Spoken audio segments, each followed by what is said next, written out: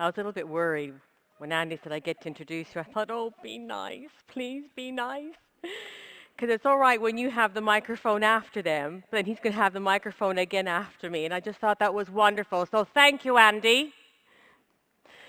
This month, so it's Andy's 20th anniversary with Forever, and it's my 14th anniversary with Forever, which is really almost unbelievable. Because I can remember going to my first business presentation so clearly, so vividly, as if it was yesterday. You see, my background is very traditional business. I'm Canadian. I came to the UK 20 years ago to be with my husband, Jeff, who's English, and 14 and a half years ago we started a family. I've got two amazing boys who are 14 and a half and 11 and a half years old. And I was on maternity leave when my son was 6 months old. I didn't want to go back to work. I was really unhappy in my corporate job. So despite the great income and the perceived lifestyle it gave us, I knew I didn't want to be doing that for the rest of my career. And I was prepared to earn a lot less money if it meant I would have peace of mind. And a friend of mine who I hadn't known that long, I met her through Baby Group, introduced me to Forever. And to be honest, I didn't really expect myself to be getting involved. I almost went along to the business presentation just out of curiosity and really to support her. And I can remember being absolutely captivated by what I saw. I have to be honest, in fact, I'll always be honest. I didn't really understand all the circles and all those percentages, and you catch me on a bad day today, and I probably still have to think really clearly, which is a good thing. Your income still comes whether you understand the circles and the percentages or not. But what I saw was an opportunity that if it worked for me, maybe, just maybe, somebody like me, an ordinary person, could go on to live a truly extraordinary life. And I got started almost with a bit of hope and not really knowing what to expect. I was excited, I was full of enthusiasm, but my belief really wasn't anywhere near where probably it could have been. I wasn't very confident. I felt the corporate world had really taken a lot out of me. And if I compare where I am today to where I was 14 years ago, I don't recognize myself. I have a lifelong friend of mine who I grew up with. She is forever saying to me, how did this happen to you? People like us don't go on to live the kind of life you're living. And a key ingredient really has got to be goal setting, goal mapping, being clear about your vision. You can call it whatever you want. And you don't go to any business opportunity meeting, a Forever event, without somebody sometime mentioning, well, you need to know what you want. You have to be absolutely clear about the destination before you can set out on your journey. Otherwise, anywhere will do. And although in the first 8 months I was full of enthusiasm, I really didn't get very far on my business. I kind of faffed around a lot. And 8 months in, I thought I need to get really, really clear about what I wanted. And I knew that I wanted to just give my children a better opportunity or a better start in life than I ever had. And I started to think about, why do some people really go on to excel and others seem to be busy, but absolutely standing still? Everybody sees that, don't you? We all see people flying through life, overachieving, and some people being super, super busy, and in some cases actually going backwards. And at the heart of that is clarity of vision and what you're prepared to work for. And I want to look at goal setting from a different perspective. I want to look at it from the perspective of, if you imagine you're at the end of your life and you're looking back, and ask yourself, how will you have measured your life? Or what regrets do you want to avoid having? How do you want to be remembered? The first time I came across goal mapping, goal setting, or having some idea of what you want to achieve in life was in my 20s. And a good friend of mine, or in my circle of friends, one of the guys named Brett, had just come back from yet another trip to Australia. And he was going on and on and on and on and on about having achieved his life ambition. I thought, how can you have a life ambition at 25? Life ambition because he had climbed Ayers Rock in Uluru. And it was such an important milestone. It was very spiritual. And he really encouraged all of us to sit down and write a life list. I'd never come across something called a life list because I'm sure, like most of us, we're not taught goal setting or life planning in school, are we? In fact, most people see goals as something you're given when you're in a job and you're given your targets to achieve. So most people actually, when they join Forever, have a negative connotation to the idea of setting a goal or a target because it's something which has been imposed upon you. So when Brett was talking about all of us sitting down to do a life list, I just thought he was bonkers. I thought there's no way someone like me is ever going to leave Canada, never mind travel around the world to Australia. But he was so insistent that all of this group of friends, we all sat down and wrote a life list. And mine had 127 things on it. And then that list went in a drawer for many, many years. And I'll tell you about that, and I'll show you that in just a second. Because his philosophy was, imagine you're at the end of your life, lying in a hospital bed, and you've got tubes coming in and out of everywhere. It's at that moment you start to think about what have you achieved in your life? How will you be remembered? If you could do something over, what would you go back and do over? What risks would you take? And that has stayed with me all these years. So when I look at goal mapping, I still take that experience from all those years ago, from Brett saying, look at your life from the end, turn around, and ask yourself, what do you want to be remembered for? This book by Wayne Dyer is a beautiful book. I'm not sure that it's in print anymore, but I'm sure you can get it on an ebook or probably used on one of the online sites. It's an absolutely beautiful book and helped me to get clear about my core values. And that's something I'm very, very passionate about. I have built my business on really solid disciplines and traditional core values: integrity, trust, reliability, dependability, and I put those values first before profits. So it's a great book to get your hands on if you can. So when we look at achievers, there are 4 key ingredients: courage, vision, belief, action. And then I ask myself, yes, but will it be worth it? So I'm just going to take a few minutes to share my perspective on those ingredients. So let's look at courage. It takes real courage to dream a big dream. It takes real courage to break away from the norm and say, actually, no, I want something better for myself and my family. You know, because when you decide to pull away from what everybody else is doing and decide to beat your own drum, you have to be ready to be criticized. Listen, I don't know about you. My parents were immigrants. They immigrated to Canada after the Second World War.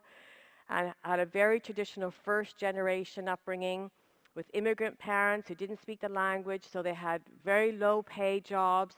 There wasn't a lot of much going around.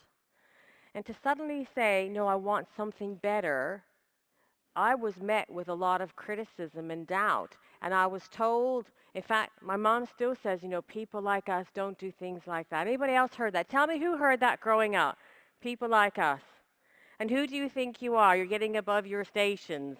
Anybody heard that one? You see, we're more alike than we are different. And I appreciate it takes courage to say, actually, no, I want a better life. And for me, when I started my family, I had no idea what I was going to do. But I was absolutely determined I was going to give them a better start than my parents were able to give us. You know, it takes courage to dream a big dream because you're going to be criticized, but it also takes courage because you will have some failures and disappointments along the way. And anybody ever suffer the humiliation or the sting of publicly announcing a big goal and then not achieving it? How crap does that feel? Yeah? Because you know the critics, they're just waiting, aren't they? They're just waiting to pounce on you and say, I told you so. What did you think you were trying to prove? Am I the only one? Who else has felt that pain? It's hard, and it takes courage not to fall back into your old patterns, into your old habits, and make do. It takes double the depth of courage to stand up and say, you know what, hell no, I'm not going to put up with where I am. I want something better. If we look at goals and what gives you the strength of courage, what is fuel to help you dig deeper? Because, you know, what I've learned is we're all capable of much, much more than we ever realize we are. We have deeper reservoirs of courage and drive and ambition, and we're capable of so much more. And what helped me to access that courage and strength and drive is understanding that you have to get to the why behind the what of the goal. And I've just given you some examples on the screen. You know, the what can be the holidays, the school fees, being debt-free, paying your credit card off, helping your family, whatever your what is. The why is the emotions behind it. You see, ultimately, our emotions drive our decisions and our behavior. And I want to share a personal story. Some of you have heard it before, and I've got some pictures I'm going to share with you a bit later. When I was in my early days of my corporate career, I flew out. I was in marketing. I flew out to Winnipeg, Manitoba, to meet a supplier. It was a privately owned company, and the owner's son collected me from the airport. And the owner's son was driving his dad's car, and it was an XJ12 Jaguar. It was just, I'd never been in a Jaguar before. And I know nothing about cars. I just knew it was posh and expensive. And it was dark forest green with tan leather interior, had a wooden steering wheel and wooden dashboard, and I was just absolutely wowed, floored. And I thought, wow, this must be what it's like to be successful. This is what it must be like to be rich. And I thought, you know, one day I'm going to have me one of these Jaguars. I had no idea how. You know, at that point in my life, I don't think I ever spent more than $500 on a car. They were wrecks. I always drove wrecks because that's all I could afford. So when I joined Forever, the idea of achieving car plan was pretty significant because that's how I could achieve that car. But the why was the feeling of success, achievement, financial freedom, no longer having to, I hate that B word, budget. I hate that.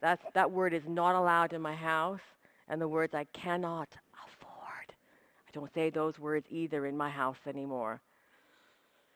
And to go from my upbringing to that kind of lifestyle, I thought, wow, could you imagine what it would be like? And that was my why behind Car Plan, is I wanted to know what it felt like to not have to worry about money.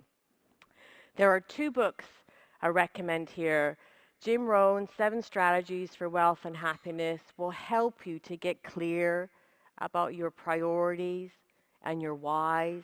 And Brian Main's Goal Mapping is just one of my absolute, probably my favorite book, and the book that's had the most impact on me in my life, because it will teach you some great tools of how to stay focused on those priorities in your life. I saw the film We Bought a Zoo. Anybody seen this film, We Bought a Zoo? It's a phenomenal film. And there's a point in there with Benjamin Mee, the key character, says, you know, sometimes he's mentoring, giving his son some advice. And he says, you know, sometimes all you need is 20 seconds of insane courage. Just literally 20 seconds of just embarrassing bravery. And I promise you, something great will come of it. You know, I've worked with so many people, and people are so afraid to admit what they really want from this business because they're embarrassed. They think they may be judged, because for a lot of people, it's not the material things. It's the way they're going to feel. It's that they want to be successful. They want to know what it's like to be recognized for something that they've done off their own back. And it's a real turning point to help people have the courage to just admit to themselves what is really, really important, because it becomes like rocket fuel. After seeing that film is based on a true story of Dartmoor Zoological Park, and I thought, wouldn't it be great to go to that zoo? And so we set that as a goal, and surprise, surprise, we went and we got to meet the real Benjamin Mee. You know, it is amazing what's possible if you follow some simple disciplines of goal setting. And vision is a second ingredient, and probably the biggest tool. It's going to help you achieve those big, big, big goals, real life-changing goals. And I can remember the first time I was encouraged to sit down and do a dream book. My gosh, Jeff and I, two corporate heads, said we haven't got time to cut and paste pictures. We're far too busy to do that. And it's all a bit airy-fairy and a bit American. And yet the proof was in the pudding, because Jane Leach was showing her vision boards and dream boards, and Adam May was showing his vision statements and his dream book. And I thought, well, if it worked for them, what have I got to lose? And I went on to learn there's a whole science dedicated to the concept of vision boards and dream boards. And it activates your left brain, your right brain. It feeds your subconscious. It drives your behavior, your decision making. And so often I see people, they do a vision board and it sits in the bottom of a drawer. You know, we have vision walls in our houses today. Our kitchen wall is a whole vision wall. My office wall is a whole vision wall. My bedroom wall, my bathroom wall. In fact, we don't need to paint. We'll never need to paint, because there's so many pictures we've given up painting. And so vision, your vision, is what will be fuel for your goals. I wanted to show you some of the pictures from our very first dream book, the one we were resistant to put together because we didn't have time, we were too busy, and that's for those other kinds of people. I don't know who those other kinds of people, I thought who they were, but those other kinds of people. And here's just some of the things that we had to dig deep and find the courage to put in. And you can see so the bottom in the middle was a travel brochure to Australia. And on the left was my poster for car plan with my Jaguar that I wanted to have. Top left is a long road trip that Jeff wanted to do, and some other bits and pieces. Bottom right, education for my children. I have to tell you, when I first put that dream book together, did I really think I was ever going to go to Australia? No. I put it there because I had it on my life list. It's at this point I got my life list out. I did my first dream book based on all those 125 things that was in there. Did I really think one day we were going to have a 6-week road trip in the school holidays? Not really. But you know, something happens if you start the process, the belief begins to build, and you can take belief from people all around you. And if you struggle with belief, do you know what? There are so many people that can help you to build your belief, not just here in the UK or in forever, but right around the world. You just have to be open to learning from other people's experiences. And I have read loads and loads and loads of autobiographies, and they have been instrumental in helping me to build my belief and have steely courage to keep going in the face of adversity. You can learn so much. I've read biographies of people I like, people I don't like, people I don't even know who they are, of sports I know nothing about.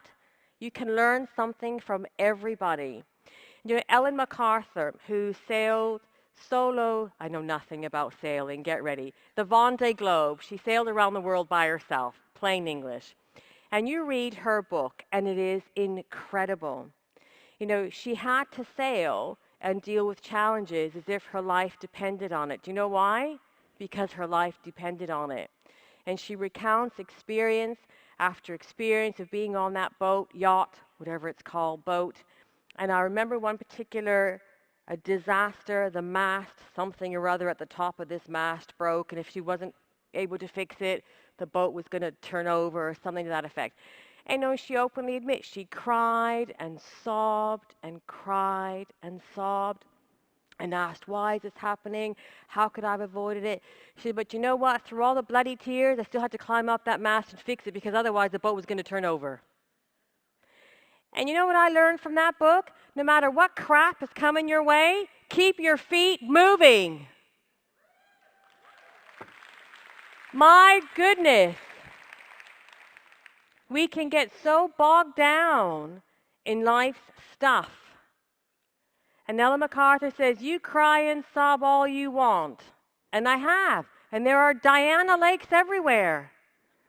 But you know what? Keep your feet moving. You know, Sharon Osbourne, her book Extreme, I'm not a particular fan of Sharon, but in Sharon's book I learned to stop worrying about what everybody else is doing and stop worrying about what everybody else you think thinks of you. How much energy is wasted worrying about what everybody else is doing, looking left and looking right, and allowing that to undermine your own confidence. Stop, knock it on the head. You know, Michael McIntyre, powerful book. Now, I do like him. And he talks about his journey and how many shows that his agent booked for him where they sold 0 seats. 0. Event after event, year after year, year after year, year after year. And he suddenly had an epiphany and said, you know what? I need to change my agent. If I don't change, nothing else is going to change. And we quite often, if our business hits a plateau or it's not growing at the speed we want it to grow, it's quite easy to put the blame on everything else, everybody else, instead of taking a responsibility and saying, actually, if it's going to be, it's up to me. And if I want to see change out there, the change first has to take place in here. And so, belief, you can build it from lots and lots of different sources. Of course, all the forever events, but I encourage you to take inspiration from outside forever and look at achievers across all different fields and industries, because you will find stories that resonate with you. And you will say, well, if they can overcome their obstacles, if Ellen MacArthur can cry and sob and climb up that mast, well, then I can put up with what I'm putting up with and keep my feet moving. Action is the fourth ingredient. You cannot just do a goal map or a dream board and then sit back and wait for the check to come in. I wish. And yet it's amazing the misunderstandings some people have around dream boards. So, action. You know, we're very blessed to have a mature business here in the UK. I mean, Forever. Forever is a mature business in the UK, and really everything is in place to help you. So I want to look at action from the angle of your own personal habits and behaviors. You cannot have a $1 million lifestyle with minimum wage habits. You just can't. And you can try all you want, it's not going to happen. So it is about improving your skills, always wanting to better, become better, learn, embrace new tools, embrace new ideas. Listen, I've seen some dramatic changes in the tactics in how we build a business. The disciplines have not changed. The tactics will change as life and technology and society develops. So in the days of, when I first joined Forever, and I can't see Andy now, but we built our businesses using audio cassette tapes. Some people in the room were thinking, what's that? And it was a real thrill when we introduced a VHS video. And then, oh my gosh, a website. Flippin' A, a website. Do you know what? If we had stood still all those years ago, we wouldn't be the millionaires we are today. And so I know change is hard, and I know learning new things is hard, but you have to take action and take responsibility because the only person who's going to suffer is actually you. So the slight edge I recommend because it's about being open to continuous and never-ending learning. And I recommend Stephen Covey's 7 Habits of Highly Effective Networkers because I want you to put first things first. It will help you to develop a not to-do list. A not to-do list in my house for many, many years is we do not do any ironing. We've had a cleaner. My first goal as a supervisor was so I could have a cleaner. Well, today we have a housekeeper. We have a gardener. In fact, we have so many people, I don't know who we have. And I'm very proud to say our last vacuum cleaner we bought, I don't know how it switches on. So if I ever need to go and do a quick vacuum, I have to get the old one out. Yeah, if my mom hears that and she says, people like us should not be saying things like that. You see? In the face of adversity. So, it will help you to develop a not to-do list. Because we all have busy lives. And to get from where you are to where you want to be, something has to give. And success does not happen in a straight line. There are going to be disappointments. There are going to be some really big disappointments. And unless you're absolutely crystal clear about your why, your vision, why you're here, what's important to you, what your plan of action is, you will get knocked off course. You know, in my business some years ago, quite some years ago now, I had a really, really good friend of mine, joined my team, got to assistant manager, did a base month for manager of 56 case credits, and then just decided it wasn't for her. And I said, don't you think we should just do one more month and get you to manager? She said, no, I just don't want to do this anymore, and left. Do you know, 4 years ago, I had an amazing young woman working with me, got to manager in 4 months. Big team, 50 people. And do you know, after she went manager, within 6-8 weeks, her whole team and herself had disappeared. Do you know, still to this day, I have no idea what happened. I tried, and I was phoning, and I was chatting to them and asking, I don't understand. And you know, my husband said to me, you can spend another few weeks trying to figure out what happened, or you can get your feet moving and go and build some more managers. We stay at disappointment land too long, don't we? Sometimes you just don't know why things have happened, and just learn the lesson if you can and move on, because success does not happen in a straight line. When I think about, is it worth it? I can remember at different points early in my business dealing with disappointments and feeling really angry or really feeling hard done by, that I hadn't achieved some of the goals that I'd set and it wasn't working, it wasn't going to plan. Don't you hate it when it doesn't go to plan and people don't do what they say they're going to do? And I thought, you know what, I've had enough of this business, it's just too bloody hard. And then the real realization hits that actually, I have no choice. I have to learn how to be good at this business. Do you know why? Because there ain't nothing else out there that's going to give you what this business can. That's what I call the piss of it. You have to just keep going. There just isn't. There isn't. So it's hard. It's not going to be a straight line. But I tell you, it's worth it. I have 29 seconds, so I'll be really quick. So, 14 years on, I'll share with you what our life is like today and is it worth it. So if I take you back to that very first dream book and my goal poster, you see the Jaguar I wanted was navy blue. It had to have that front grille. It had to have a wooden steering wheel and it had to have a wooden dash and tan leather interior. And all my friends said, that's an old man's car. I said, no, that's a success and I'm rich car. Do you know, I got that within 2 years of working my forever business. And that's the real car on the big picture. And it was identical to the picture on my vision board.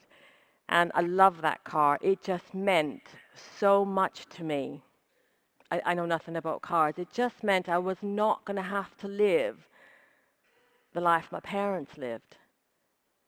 That just maybe I could give my children a better start. That maybe I could help my family in ways that my family didn't get help from their family when they needed it. It was a real threshold for me. Such an important threshold that I drove that car for years and years, and I was reluctant to trade it in. And then 3.5 years ago, doing 90 miles an hour on the outside lane of the M4, 10 o'clock at night, I hit a deer head on. And I totaled the car. I was fine. Luckily, the deer went under and not over. And I totaled the car. And it wasn't repairable because it was an old car. And you know, I was still reluctant to get rid of it. It sat on my drive for 3 years.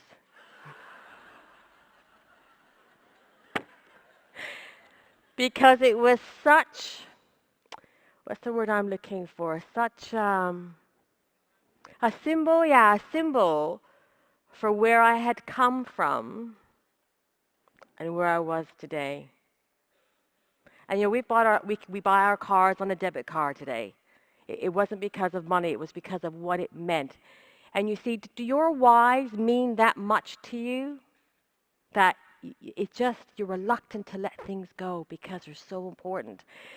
I did finally let it go. We donated the car to charity, to a charity that provides clean water to villages in Africa.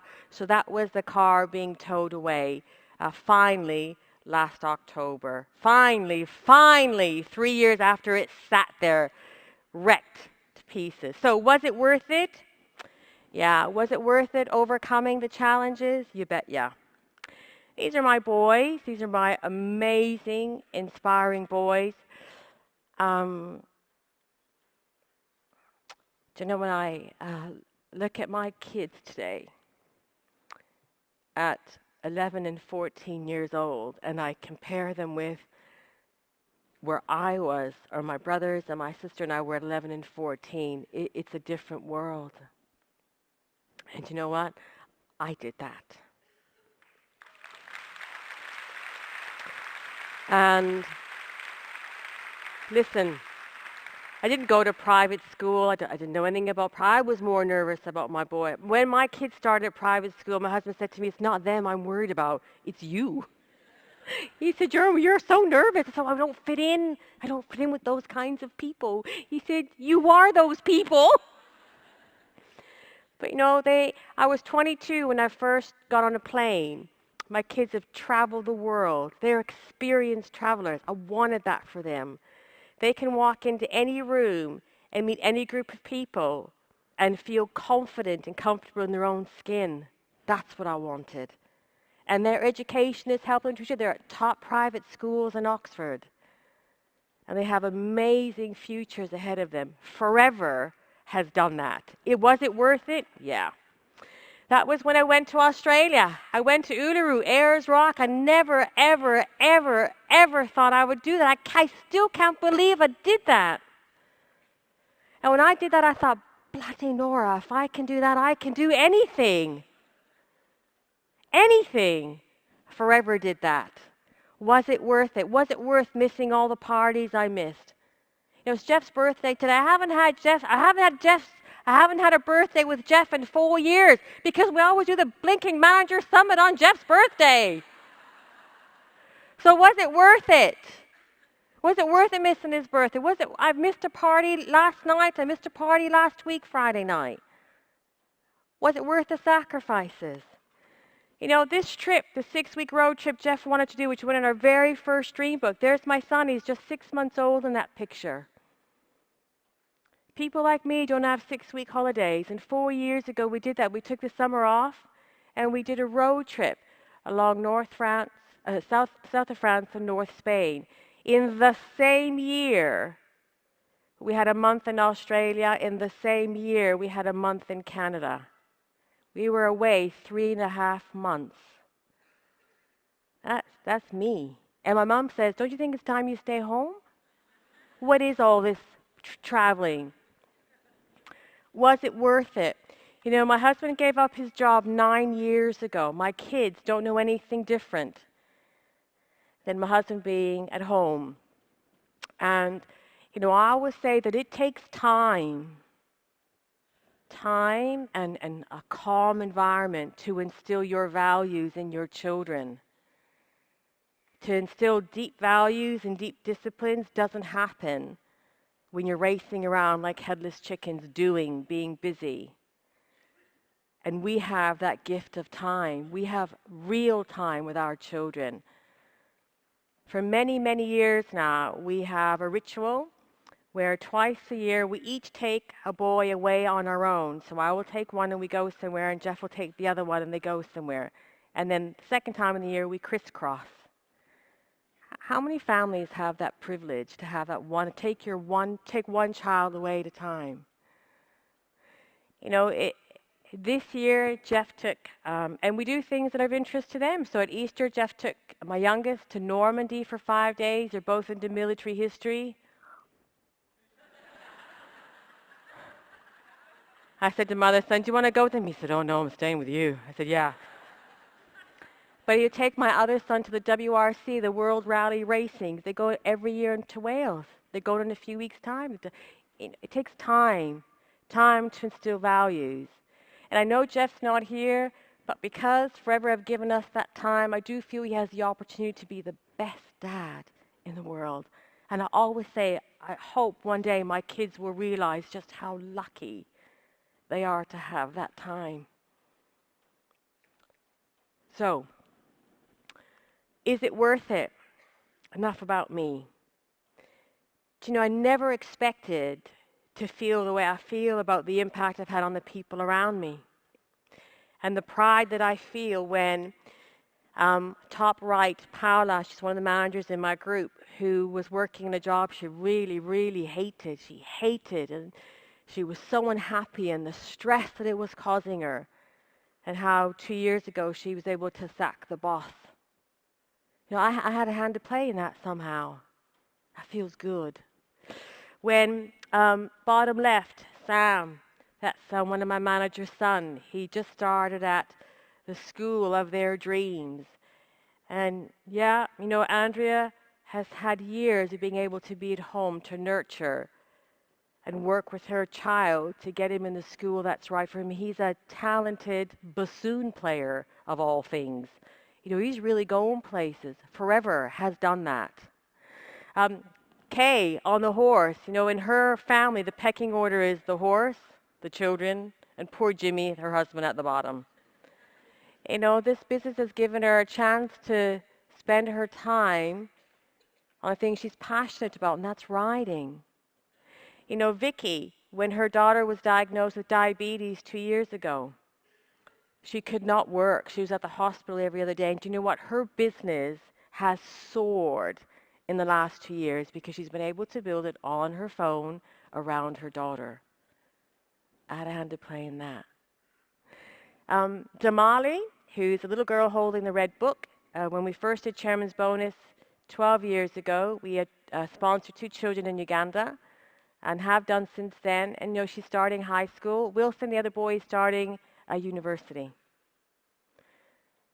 You know, if you can help one person at a time, Forever has done that. Has it been worth it? And I could have spent my time wondering where that manager leg disappeared to. I still don't know why. I don't know what happened there. I could have stayed stuck there, or I could have kept crying and moved my feet.